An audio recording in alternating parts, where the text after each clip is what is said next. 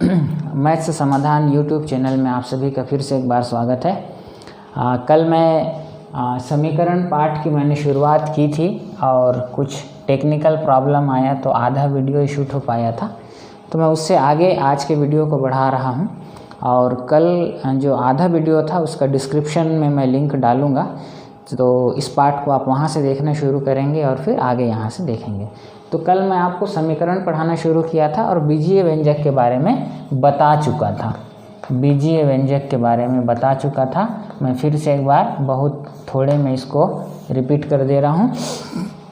बीजीय व्यंजक में मैंने बताया था कि हमारे पास 10 अंक होते हैं, ठीक है, 0 से लेके 9 तक, ठीक है।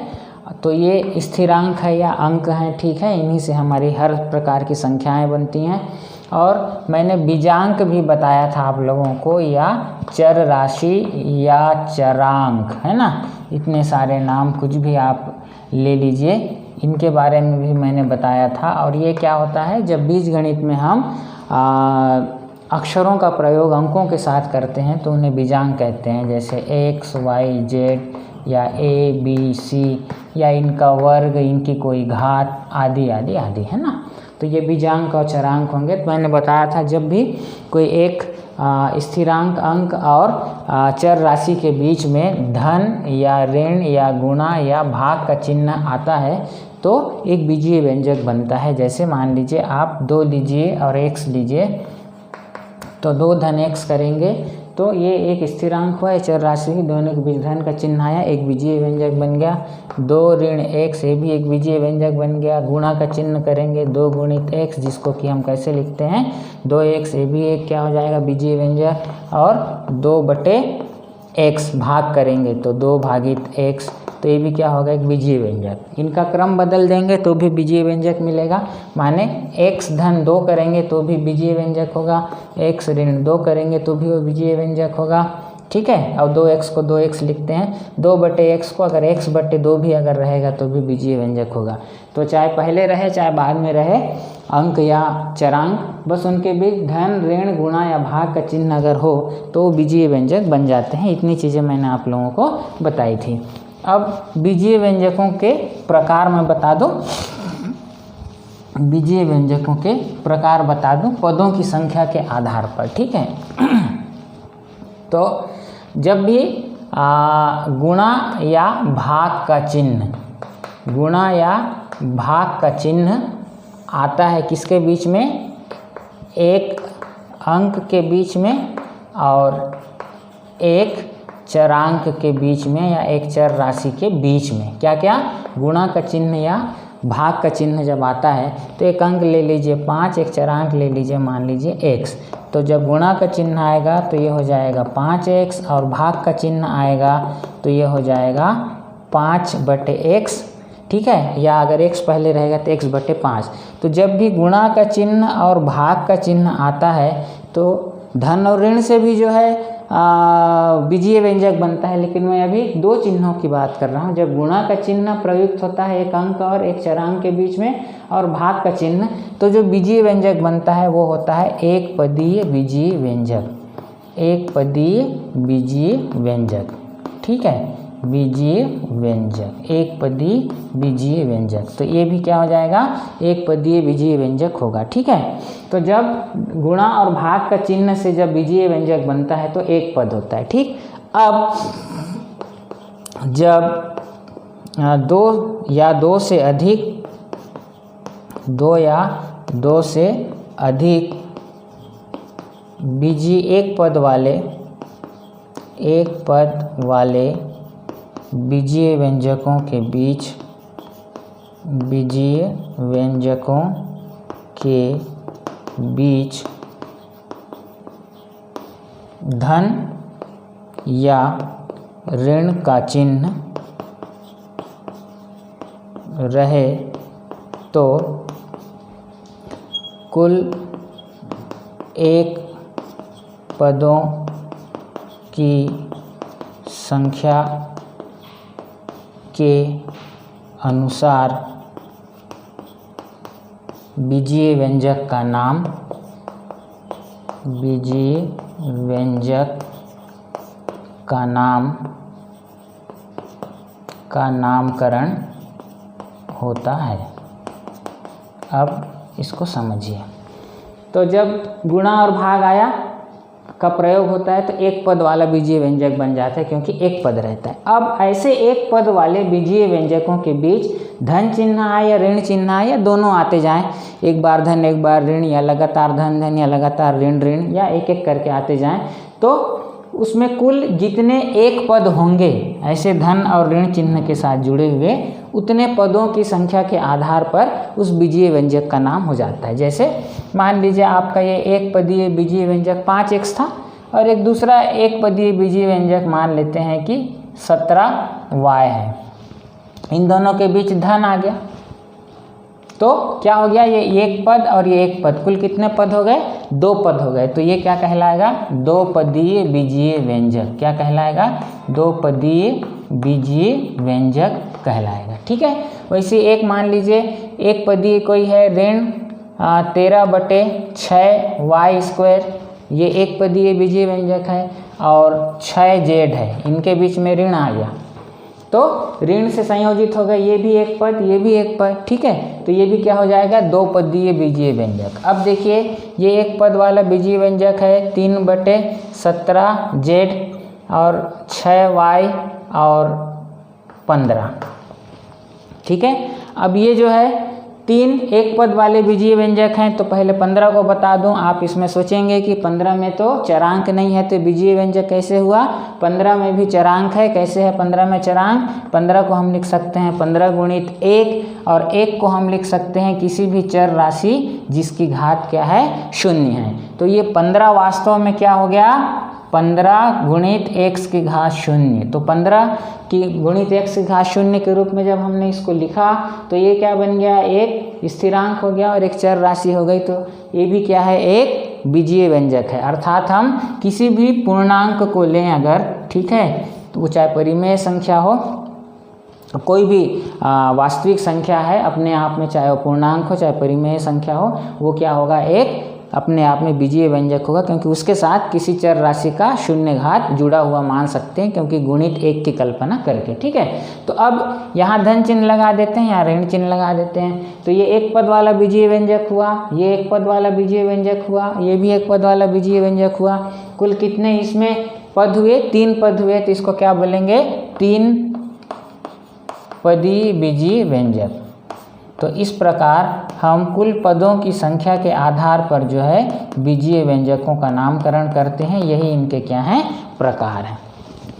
चलिए अब मूल टॉपिक पे आते हैं, जो कि कल छूट गया था, समीकरण क्या होते हैं। ठीक है। इतना जो मैंने बीजीय व्यंजक के बारे में बताया, ये 6वीं कक्षा का एक पाठ है बीजीय व्यंजक, वो पूरा इसमें कवर हो जाता है। ठीक है। अब समीकरण क्या है। ठीक है। समीकरण, तो जब 2 बीजीय व्यंजकों के बीच, जब 2 बीजीय व्यंजकों के बीच, ये मैं बार बार मुड़ के देखता हूँ, यहाँ कोई चीज़ लिखी हुई नहीं है भाई, है ना। ये मत सोचिए सर देख देख के बोलते हैं, दरअसल वहाँ मेरी घड़ी रखी है तो मैं बार बार घड़ी देखता हूँ ताकि जो वीडियो की लंबाई है उसको नियंत्रण में रख सकूँ। ठीक है। तो जब 2 बीजीय व्यंजकों के बीच तुल्यता, या इसको कह लीजिए समानता, ठीक है, और माने बराबर का, ठीक है, संबंध होता है,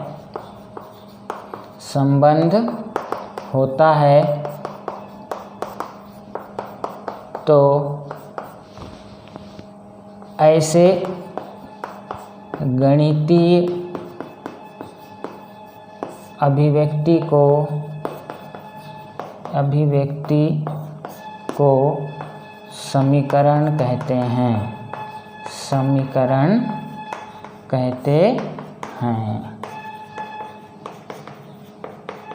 ये देखिए, तो समीकरण क्या है, जब 2 बीजीय व्यंजकों के बीच तुल्यता का संबंध हो, तुल्यता का संबंध माने बराबर का चिन्ह हो, ठीक है, तो ऐसे गणितीय अभिव्यक्ति को, तो इस प्रकार जब हम दो बीजीय व्यंजकों के बीच बराबर के चिन्ह का प्रयोग करके एक गणितीय संरचना बनाते हैं और उसको दिखाते हैं, लिखते हैं, तो वो क्या होता है, समीकरण होता है। जैसे मान लेते हैं 5x धन 4y, ये क्या है, दो पद वाला एक बीजीय व्यंजक है। अब मैं पदों की संख्या नहीं बोलूँगा, ठीक है, ये क्या है, बीजीय व्यंजक है। और इस तरफ मान लेते हैं 3x, ये भी क्या है, एक बीजीय व्यंजक है।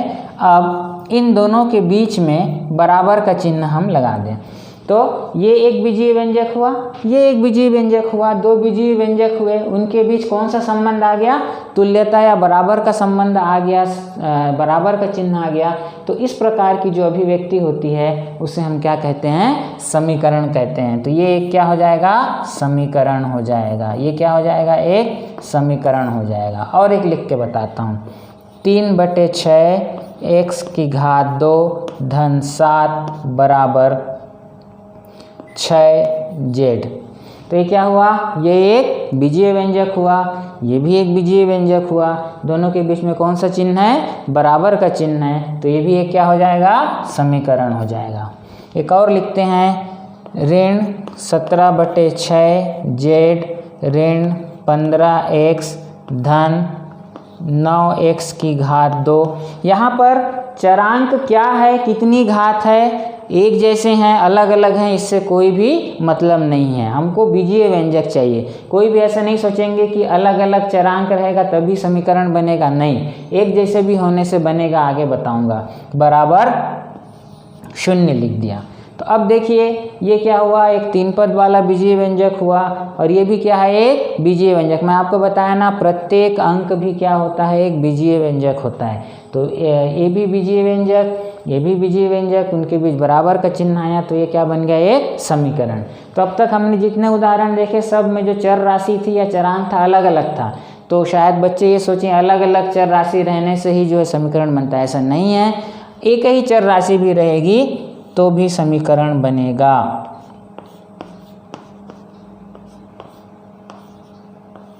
ये देखिए 9x धन 7 एक बीजीय व्यंजक, ऋण 16x एक बीजीय व्यंजक, दोनों के बीच बराबर का चिन्ह है, तो ये क्या हो गया, समीकरण हो गया। तो जब भी दो बीजीय व्यंजकों के बीच क्या होता है, तुल्यता या समानता का संबंध होता है, तो जो अभिव्यक्ति बनती है उसे हम क्या कहते हैं, समीकरण कहते हैं। ठीक है, चलिए अब समीकरण की आवश्यकता क्यों पड़ी, समीकरण की आवश्यकता क्यों पड़ी, जरा उस पर विचार करते हैं। समीकरण की आवश्यकता क्यों पड़ी, क्यों हमारे गणितज्ञों ने समीकरण को खोजा होगा, ठीक है, क्यों पड़ी। अब मैं आप लोगों को एक प्रश्न लिखता हूँ। राम के थैले में जितने आम हैं उसमें 8 और आम मिला देने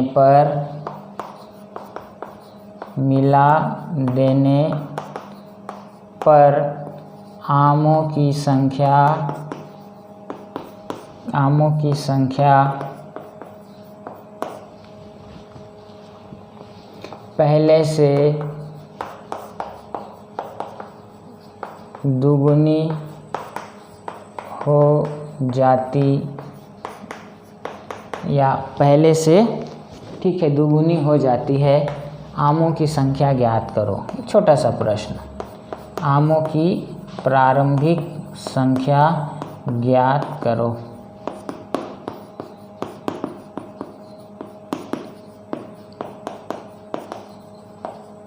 ये एक प्रश्न है।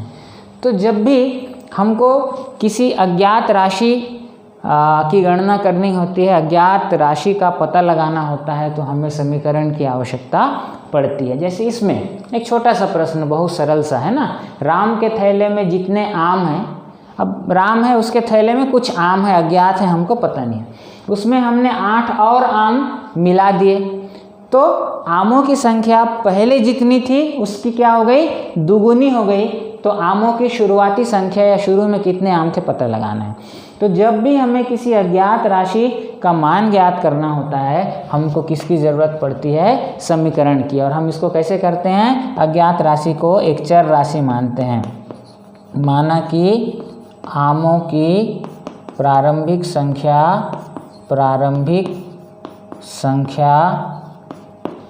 बराबर x। आप y मान लो, z मान लो, a मान लो, कोई अपराध नहीं है, ठीक है। मैं x मान लिया।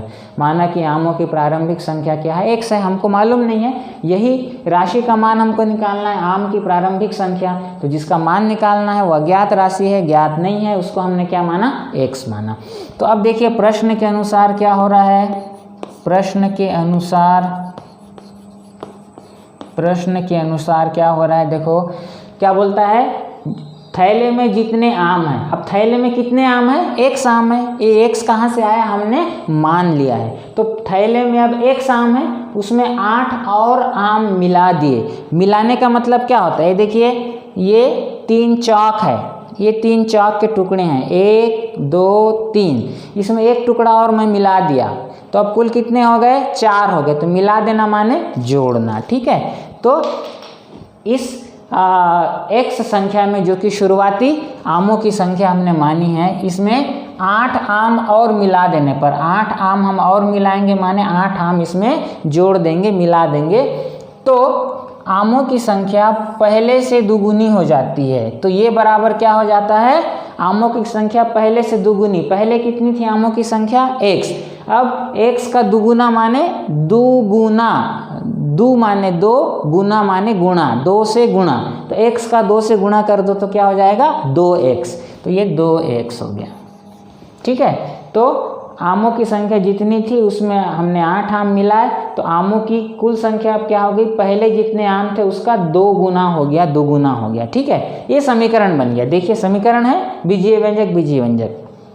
अब इसको हल करके मैं आप लोगों को हल करना सिखाऊंगा। हल करेंगे तो हमको क्या मिलेगा, आमों की संख्या मिल जाएगी, ठीक है। तो हल करने के लिए जो चर राशि वाले अंक हैं उनको एक तरफ करना होता है, और जो शुद्ध हमारी स्थिरांक है उनको एक तरफ करना होता है, ठीक है।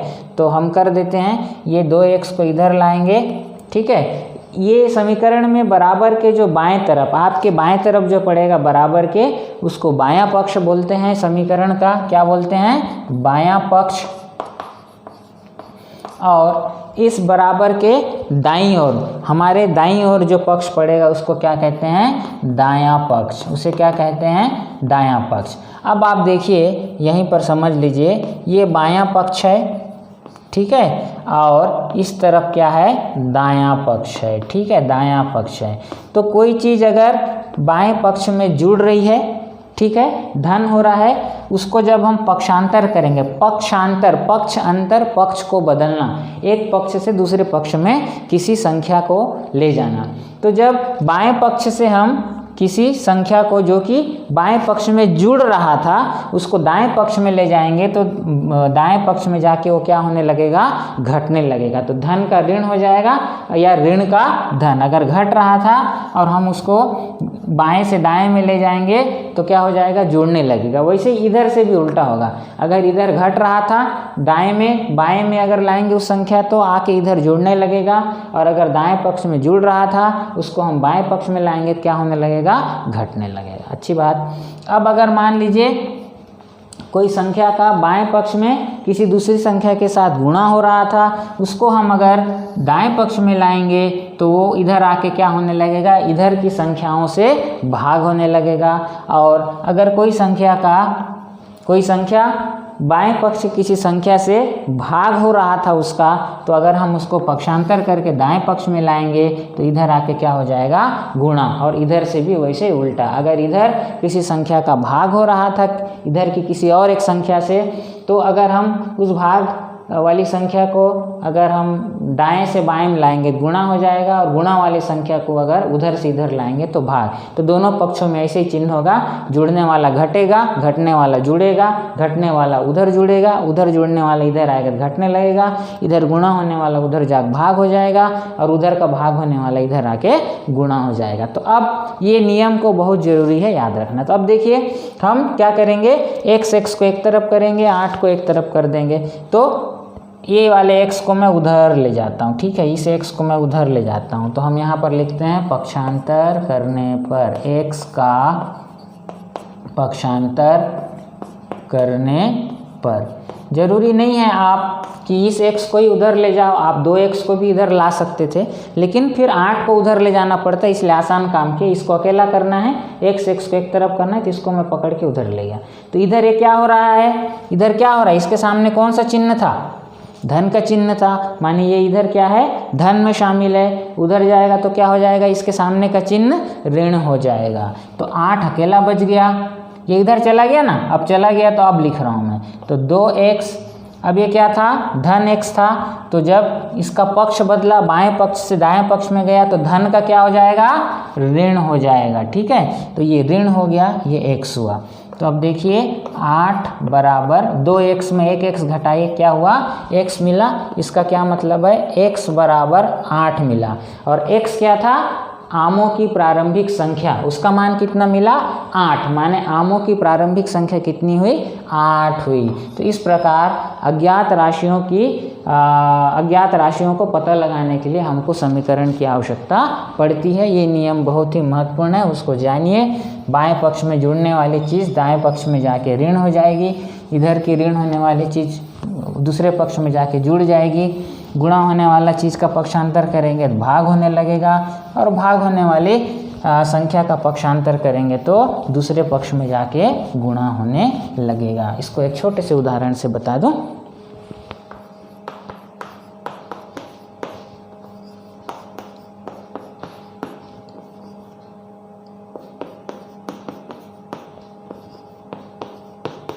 ये 4 स्थितियां हैं।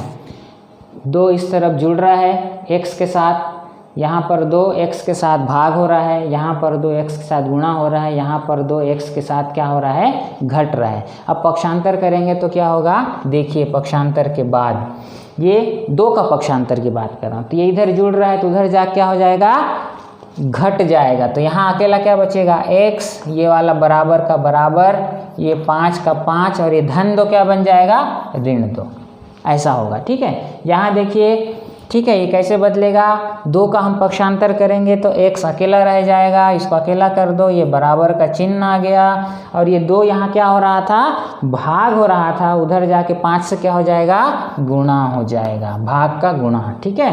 अब यहाँ देखिए x गुणित 2 है, 2x के साथ क्या हो रहा है, यहाँ गुणा में शामिल है। जब हम 2 को इधर पक्षांतर करेंगे बाएं से दाएं तो गुणा का क्या बन जाता है, भाग। तो ये x अकेला बच गया क्योंकि हम 2 का पक्षांतर कर रहे हैं, ये 5 अपनी जगह पे रहेगा, ये गुणा 2 जाके क्या बन जाएगा, भागित 2, ठीक है। या इसको ऐसा भी लिख सकते हैं 5/2। अब देखिए यहाँ पर 2 क्या हो रहा है, घट रहा है। जब हम इसको इधर पक्षांतर करेंगे तो उधर जा क्या होने लगेगा, जुड़ने लगेगा। तो ये x अपनी जगह पे रहा, ये बराबर का चिन्ह आ गया, 5 अपनी जगह पे, ये ऋण 2 इधर आके धन 2 हो जाएगा। इस तरीके से पक्षांतर करने पे फर्क पड़ता है, ठीक है। चलिए, तो ये हो गया समीकरण। अब समीकरण का हल, समीकरण का हल।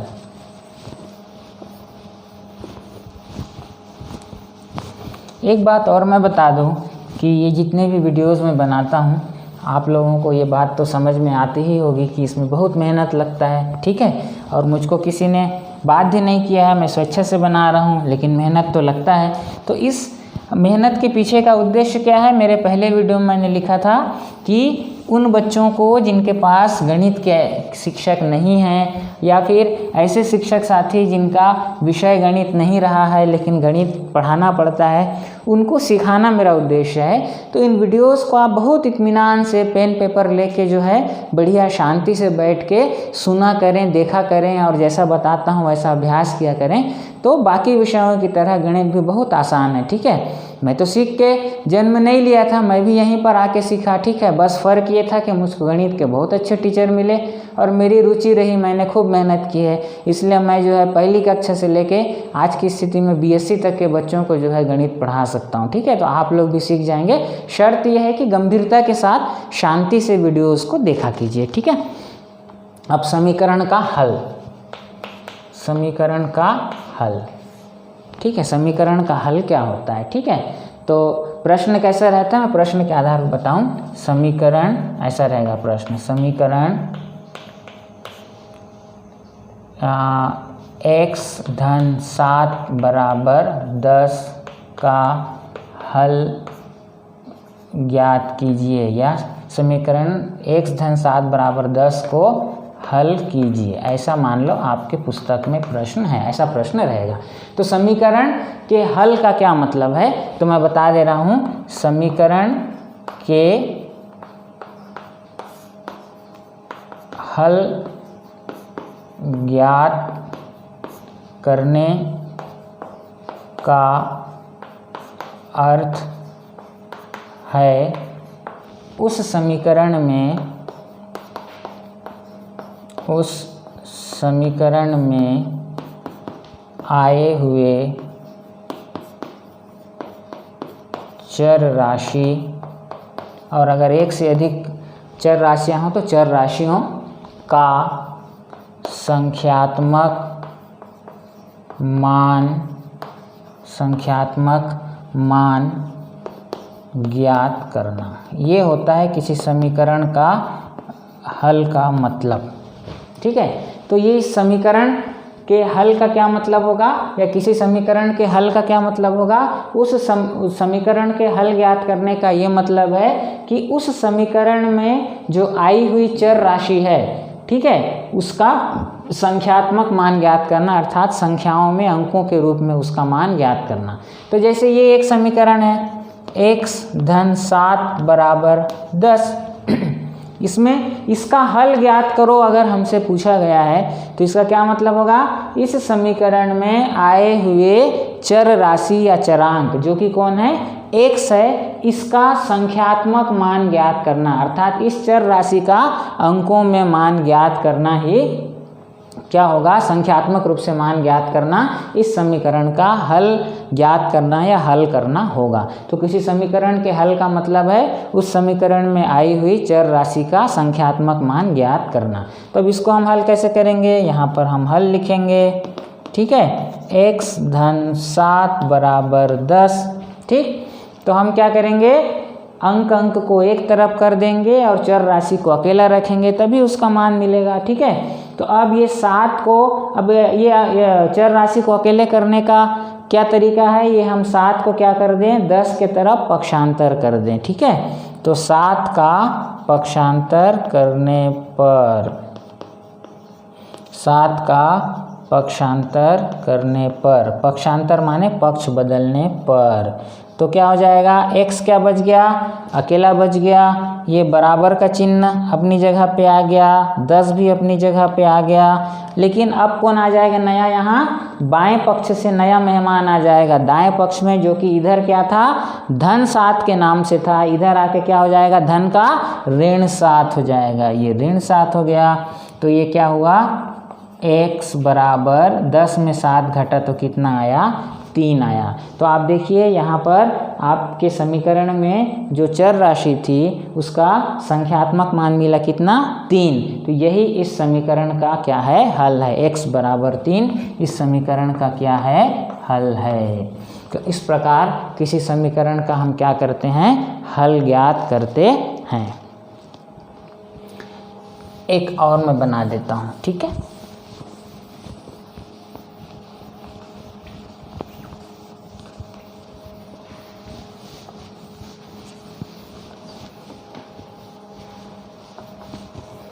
तो मान लीजिए एक प्रश्न है,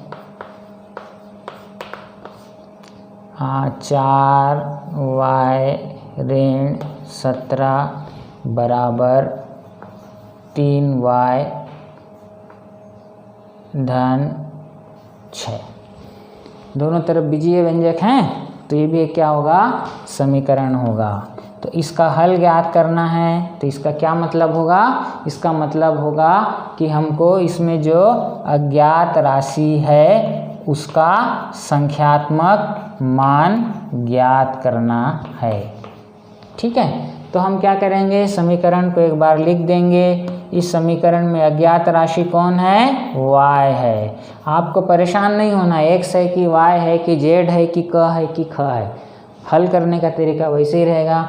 अब हम क्या करेंगे, y को एक तरफ करेंगे, यही तरीका है, चर राशियों को एक तरफ और अंक को एक तरफ। तो सबसे पहले पक्षांतर कीजिए, 3y का पक्षांतर करने पर, एक एक करके ला रहा हूँ, जब सीख जाएंगे तो एक ही बार में दोनों का पक्षांतर, ये इधर आ जाएगा, ये उधर चला जाएगा। ठीक है, 3y का पक्षांतर करने पर तो क्या हो जाएगा, ये 4y अपनी जगह पे आ गया। ठीक है, ऋण 17, ठीक है, वो अपनी जगह पे है। ये 3y इधर क्या था, किस चिन्ह के साथ था, धन। सामने क्या चिन्ह था 3y के, धन, उसी चिन्ह को देखना है, कुछ नहीं था माने धन था। अब इसका दाएं पक्ष से बाएं पक्ष में परिवर्तन होगा, अंतर होगा, या ट्रांसफर करके लाएंगे इधर से, तो ये क्या बन जाएगा, धन का ऋण 3y। अब ये बराबर का बराबर, इधर अकेले कौन बच गया, धन 6। अब अंक को एक तरफ करना है, तो ये जो ऋण 17 है अब इसको हम उस तरफ ले जाएंगे। तो ऋण 17 का पक्षांतर करने पर, ऋण 17 का पक्षांतर करने पर, तो देखिए 4y अपनी जगह पे है। ठीक है, ऋण 17 उधर लिखूंगा, बचा कौन, ऋण 3y बचा चिन्ह के साथ, ये बराबर का बराबर आ गया, 6 अपनी जगह पे है। अब ये ऋण 17 जो है, ये इसके सामने क्या चिन्ह है, ऋण है, तो जब ये बाएं पक्ष से उधर दूसरे पक्ष में जाएगा तो क्या बन जाएगा, ऋण का धन बन जाएगा, धन 17। तो आप देखिए 4y में 3y घटाए तो कितना आएगा, 1y। ठीक है, और 6 और 17 को जोड़ दीजिए, कितना आया, 23। 1y माने कितना, y होता है बराबर 23। तो देखिए यहाँ पर आपको आपके समीकरण में जो चर राशि थी कौन थी, y, उसका मान संख्यात्मक रूप में मिल गया। यही इस समीकरण का हल हुआ, यही इस समीकरण के हल निकालने का मतलब हुआ, और ये आपका क्या है, उत्तर है। तो आज के लिए बस इतना ही। इसमें हमने समीकरण क्या है, समीकरण क्यों ज़रूरत है, समीकरण का हल कैसे ज्ञात करते हैं, ये हमने सीखा। यहाँ पर 6वीं कक्षा का सिलेबस पूरा हो जाता है, और कल से जो मैं या अगले वीडियो में जो बताऊँगा वो संभवतः 7वीं का होगा, और उसके बाद फिर 8वीं का।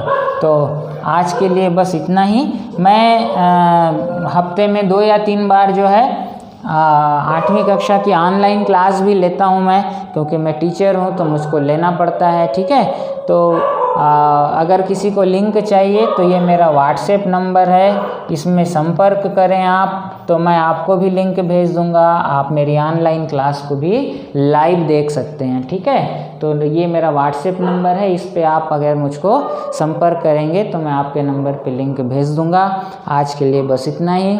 मेरे वीडियोस को जो है अगर आपको अच्छे लगते हैं तो अपने साथियों के साथ, सारे शिक्षक साथी और छात्रों को जो है शेयर कीजिए, और अगर अच्छा लगता है तो लाइक भी कीजिए। बेल आइकन को दबाइए, ये यूट्यूब का जो है ये औपचारिकताएं हैं लेकिन ज़रूरी हैं।